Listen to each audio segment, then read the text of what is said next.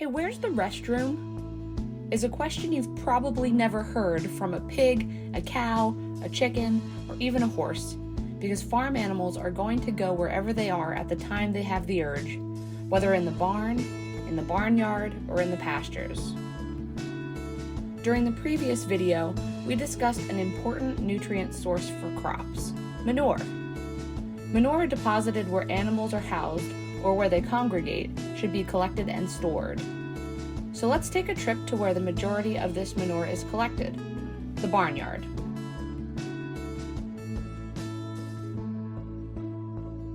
With the help of Conservation District, NRCS, and the like, we put in a sand settling system and went from scraping barns to flushing barns.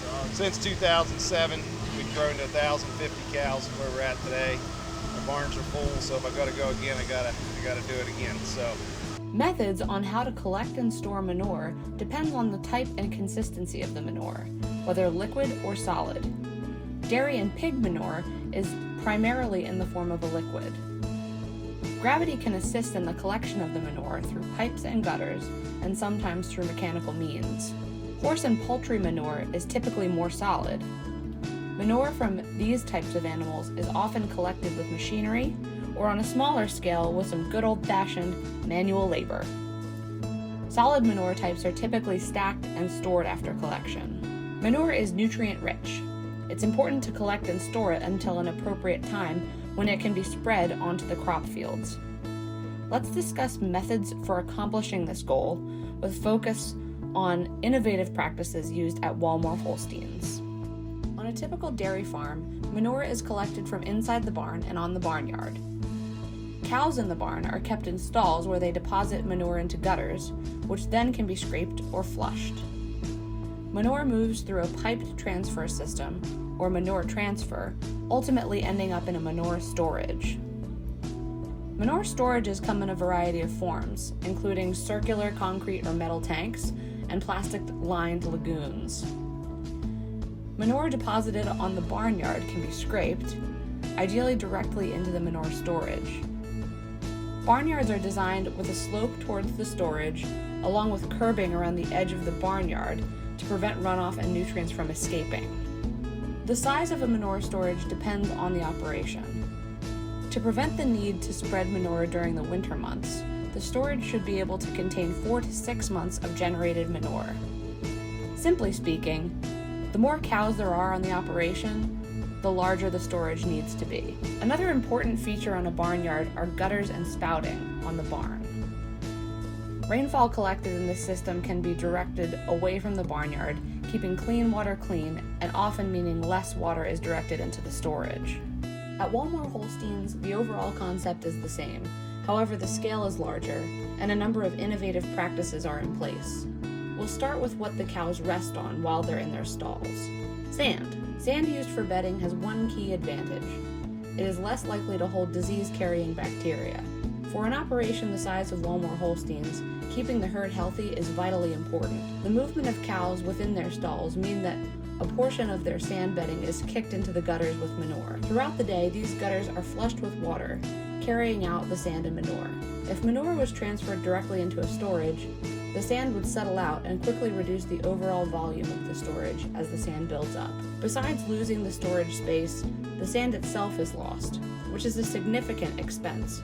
To solve these problems, a sand settling lane was installed. Manure and sand, flushed from the barn gutters, flow through a concrete structure that has a slight grade. This allows the liquid manure to slowly flow into a transfer pipe that leads to a concrete storage. The sand drops out of the liquid and is left on the lane. This sand can be scooped up and placed on a concrete pad. This manure-laden sand is turned over a period of weeks until it is sterile and can be recycled, and placed back into the barn as new bedding material. This thing's called a sand settling lane.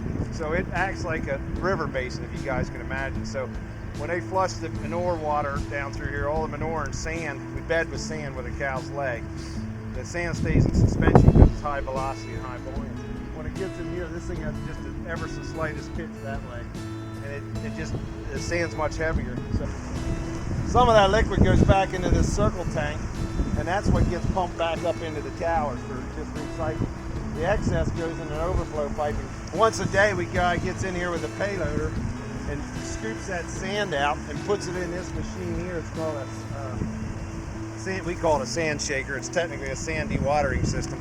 But it's a hopper here, an auger, and then it augers it out to that end, and there's 2 screens in there that vibrate.